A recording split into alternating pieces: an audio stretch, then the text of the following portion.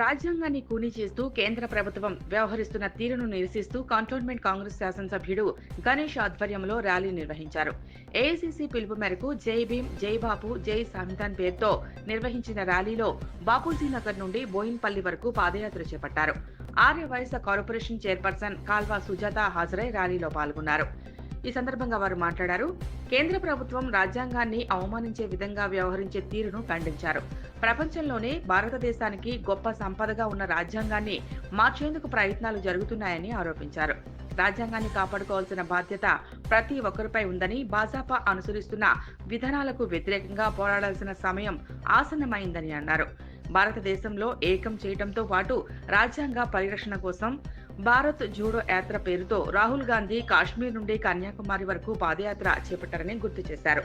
రాజ్యాంగం విషయంలో భాజపా తీరు మారుకుంటే భవిష్యత్తులో ప్రజలే గుణపాఠం చెప్తారని అన్నారు.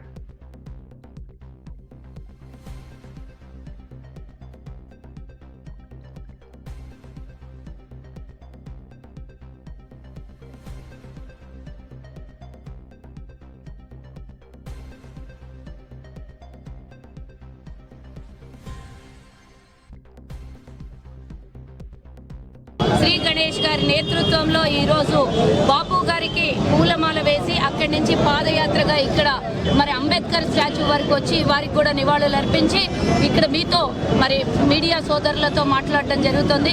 దేశవ్యాప్తంగా జరుగుతున్నటువంటి గత 11 సంవత్సరాలుగా జరుగుతున్నటువంటి అన్యాయాన్ని, మోసాన్ని మనం గమనిస్తున్నాం.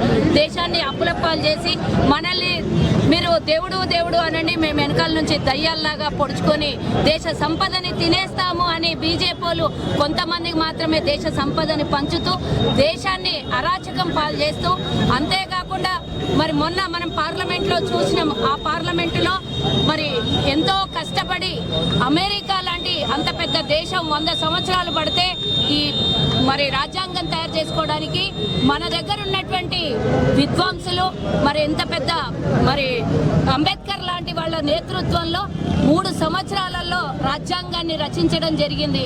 మరి దేశంలో ఇంత పెద్ద రాజ్యాంగం ప్రపంచంలోనే ఎక్కడ లేనటువంటి రాజ్యాంగాన్ని మనం నిర్మాణం చేసుకుంటే దాన్ని అవమానకరంగా రాజ్యాంగాన్ని ప్రతిసారి అవమానిస్తూ అవసరమైతే మేము రాజ్యాంగాన్ని మార్చేస్తామని అమిత్ షా లాంటి వాళ్ళు దేశానికి రాజ్యాంగానికి మోసం చేస్తూ అవసరమైతే మేము రాజ్యాంగాన్ని మార్చేస్తామనే మాటలు మాట్లాడినందుకే ఈరోజు దేశవ్యాప్తంగా ప్రజలకు తెలుసాల్సినటువంటి అవసరం ఉన్నది. మనల్ని అడ్డం పెట్టుకొని వాళ్ళు సంపాదించుకొని దేశాన్ని దోచేస్తున్నారు. వాళ్ళని దింపాల్సినటువంటి అవసరం ఉన్నది అని మనకందరికీ తెలుసు. అయినా కానీ 11 సంవత్సరాల నుంచి ఓపికగా ఉన్నారు. ప్రజలకు సహనం కోల్పోయింది. ఆ సహనము వచ్చే ఎన్నికల్లో చూపిస్తారు. అది వేరే విషయమైనా కూడా ఈరోజు బాపు గారు అంటే మహాత్మా గాంధీ శాంతియుతమైనటువంటి దేశ పోరాటం చేసి దేశానికి స్వతంత్రం తెచ్చినటువంటి గాంధేయవాదితో మరి కాంగ్రెస్ పార్టీ ఇన్నాళ్లుగా 140 సంవత్సరాల నుంచి ఇంత చక్కగా ప్రపంచంలోనే ఏ పార్టీకి కూడా ఇంత పెద్ద చరిత్ర లేదు. కాంగ్రెస్కి ఇంత చరిత్ర ఉంది. మరి మహాత్మా గాంధీని ఏఐసీసీ అధ్యక్షుడిగా కాంగ్రెస్ పార్టీ చేసినప్పుడు 100 సంవత్సరాలు, ఈ సంవత్సరంతో 100 సంవత్సరాలు పూర్తయిందని వారికి నివాళులు అర్పిస్తూ 100 సంవత్సరాలు పూర్తయిన సందర్భంగా బాపు గారి పేరిట అలాగే రాజ్యాన్ని రచించుకొని మరి 1950లో రాజ్యాంగం అమల్లోకి వచ్చింది.